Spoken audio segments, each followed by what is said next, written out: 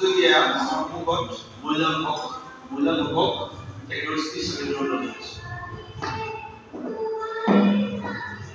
সম্মানিত আজিৰ সভাপতি চাপাইদ আৰু তাৰ লগতে উপস্থিত থকা আমাৰ সন্মুখত বহি থকা প্ৰতিযোগী বন্ধু বান্ধৱীসকল,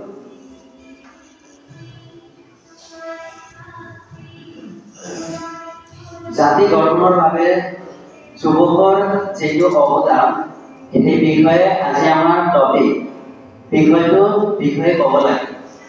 দেশ এখন গঢ়িবলৈ হ'লে বিভিন্ন বস্তুৰ প্ৰয়োজন হয়, বিভিন্ন দিশৰ প্ৰয়োজন হয়।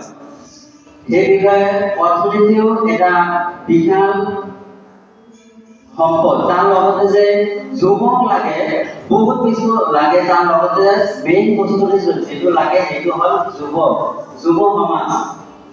যুৱক এনেকুৱা নাম দিছে যুৱক, কিন্তু অকলে ইয়াতে যুৱক মানে যে ল'ৰাক বুজাইছে সেইটো নহয়। যুৱক মানে ছোৱালী ল'ৰা উভয়ে আছে, দুয়ো মিলি হৈছে যুৱ সমাজ। সেই যুৱ সমাজ মিলি এখন দেশ কেনেকৈ উন্নত কৰে, কেনেকৈ বিশ্বৰ ভিতৰত শীৰ্ষস্থান লাভ কৰিব পাৰে, সেই বিষয়ে কথা হ'ল। ডাঙৰ মানুহবিলাকে কৈ গৈছে যে উন্নতিৰ কাৰণ হৈছে যুৱক যদি নহয় দেশখন উন্নতি নহয়। উন্নতি কৰিবলৈ হ'লে যুৱকৰ লগতে আৰু যুৱকৰ যিবিলাকে ফেচিলিটি দিব লাগে, সেইকাৰণে যুৱকক উৎসাহিত কৰাৰ বাবে যুৱকক কাম কৰাৰ দায়িত্ব অৰ্পণৰ আগতে যুৱকক কেনেকৈ ফিটিং হ'ব দেশৰ কাৰণে, সেই বিষয়ে দেশৰ মুৰব্বীৰ দায়িত্ব দিয়াটো মেইন জৰুৰী। এতিয়া আমাৰ যুৱকবিলাক এই ভাৰতবৰ্ষত যদি গুগলত সাৰ্চ কৰা হয়, যুৱকৰ এই ভাৰতবৰ্ষ 2020 চনৰ পৰা আজিলৈকে পৃথিৱীৰ ভিতৰত ভাৰতবৰ্ষ এটা এনেকুৱা দেশ হৈছে 40 কৰোৰৰ ওপৰত আজি আমাৰ ভাৰতবৰ্ষত যুৱক সমাজ আছে। পৃথিৱীৰ ভিতৰত বিশ্বৰ ভিতৰত 1 নম্বৰ স্থানত যুৱক আছে ভাৰতবৰ্ষৰ ভিতৰত। পৃথিৱীৰ ভিতৰত যদি আমি চাওঁ তেতিয়া ভাৰতবৰ্ষৰ নামটো আমাৰ 1 নম্বৰত আহি যায় যুৱক স্থানত। এইভাবে আমাৰ দেশখন ডেভেলপ হোৱা আৰু হ'ব লাগিছিল, কিন্তু হোৱা নাই। ডেভেলপ হ'বৰ কাৰণে যুৱকৰ এটা যিটো মেইন শক্তি সেইটো যুৱকৰ পৰা আমি পাওঁ। কিন্তু এই যুৱক দেশ ডেভেলপৰ কাৰণে, দেশ উন্নতিৰ কাৰণে আমাক যুৱক লাগে। যুৱক উন্নতিৰ কাৰণে আমাক কি লাগে? দেশৰ নীতি নিয়ম, দেশৰ সহায়। কিন্তু দেশে আমাৰ সহায় কৰি আছে, কিন্তু কোনো ৰাজনৈতিক দলৰ বিৰুদ্ধে আমি ইয়াতে নকওঁ, যেহেতু তৰ্ক প্ৰতিযোগিতা আছে যে দেশখন আমাৰ আগুৱাই নিবলৈ হ'লে যুৱতীৰ যিখিনি শিক্ষাৰ প্ৰয়োজন সেইটো আমাৰ দেশৰ পৰা হ'ব। দেশৰ ৰাজনীতিবিদসকলে, দেশৰ মুৰব্বীসকলে সেই চোৱা চিতা কৰিব। আমাৰ এই অসমত যোৱাবাৰ 4 লাখতকৈ ওপৰত মেট্ৰিক পৰীক্ষা দিছে ছাত্ৰ ছাত্ৰীসকলে, এইচএছ পৰীক্ষা দিছে, বহুতো বিভাগৰ পৰীক্ষা দিছে। এইবাৰো দিব।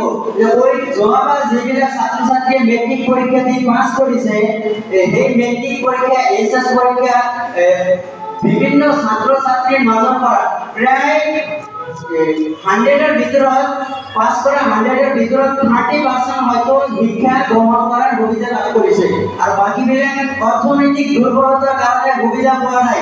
যুৱক অৰ্থনৈতিক ঘৰখন ৰক্ষাৰ কাৰণে যুৱক সেই পৰিস্থিতিত দাবিত হৈছে। দেশখনৰ কাৰণে সময় দিয়াৰ সময় নাই। মেট্ৰিক পৰীক্ষায় কোনোমতে পাছ কৰি যুৱকজনৰ বিদেশত কাম কৰিবলৈ যোৱাৰ সিদ্ধান্ত গ্ৰহণ কৰিব লগা হৈছে দেশখন চলাৰ কাৰণে। আমাৰ দেশৰ school, college, university, hospital, industry এইবিলাক লাগে, কিন্তু আমাৰ দেশত বিশাল এখন ভাৰতবৰ্ষ দেশ, পৃথিৱীৰ ভিতৰত এই পপুলেশ্যন যুৱক যদি এই দেশত বেছি আছে, এই বিষয়ে যুৱকৰ ফেচিলিটি কিন্তু আমাৰ দেশত নাই।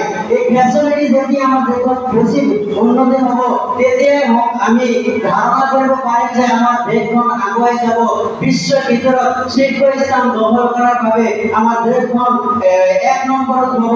আজি আমাৰ এই অসমৰ পৰা, আমাৰ ভাৰতবৰ্ষৰ পৰা বিভিন্ন দেশত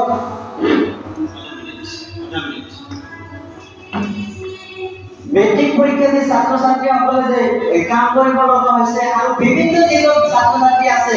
এতিয়া আমাৰ যুৱতীবিলাক নষ্ট হৈ আছে, শিখৰ বিড়ি খাই সৰকাৰেৰ এইবিলাকৰ প্ৰতি কোনো দায়িত্ব নাই টেক্সৰ কাৰণে আমাৰ গভৰ্ণমেণ্টে এগুলাই আছে কিন্তু এইবিলাকৰ দায়িত্ব নাই আমাৰ যুৱ সমাজ ধ্বংস হৈ আছে মোবাইল ফোনে আমাৰ যুৱ সমাজক ধ্বংস কৰি আছে বিভিন্ন অনুষ্ঠান ফাংশন এইবিলাকে আমাৰ যুৱ সমাজ ধ্বংস কৰি আছে কিন্তু আমাৰ উন্নতিৰ বিষয়ে যুৱ সমাজক যেখিনি বিষয়ে আমাৰ দিব লাগে সেইখিনি আমাৰ দেশৰ পৰা কিন্তু বহুত বঞ্চিত আছে সময় বলেছেন ধন্যবাদ